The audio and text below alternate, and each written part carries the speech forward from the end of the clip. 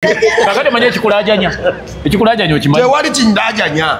Omanyi ono yakitegedde kati nkwagala nnyo. Awula. Nze kisobera kunnuma. Ekinnuma kiri kimu kasajja goli kabi nnyo.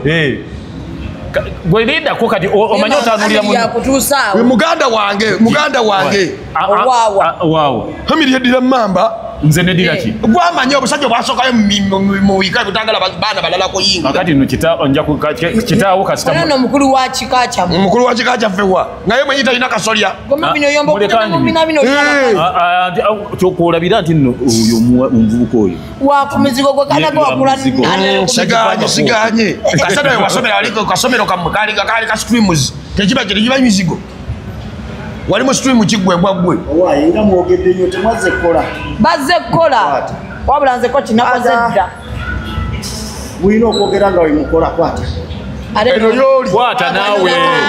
Asiriwala ki? Era ebyo ekisinga. Omanyi olegesa. Soko nsituke. Situka. Kwata wano bwoti. Bwoti. Kola sikoti 5. Awa.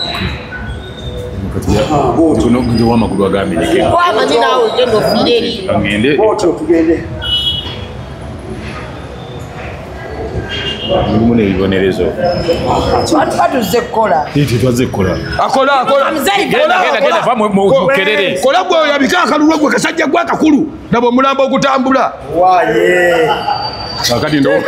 Kola ateka wano. Kumanyira. Toyogera nnyo. Yo play. Mpola to papa. Akatola kikagenderako. Kagenda kufa. Nkutidde. Ojja kubona abona. Kana atera kagolola. Ote. Timala. Njagala musanvu. Zinoni. Towanika mukono. Koyo omulalo. Kocha swemu myange swemu yiye. Siruwa eri. Gwawedde dda. Ogamba bwe emyaka kwate ne yango giwulire. Yoyogera olwana bulwanyi kati lutalo. Nze siri size you nagamba. Kwata oli ku kilo 10 ogamba ku kilo 15. Oli kochi. Oli inspector. Ade kwa kasema tima ina koleta jabungenda kubo mulambo gwe mpigwe ngofudde.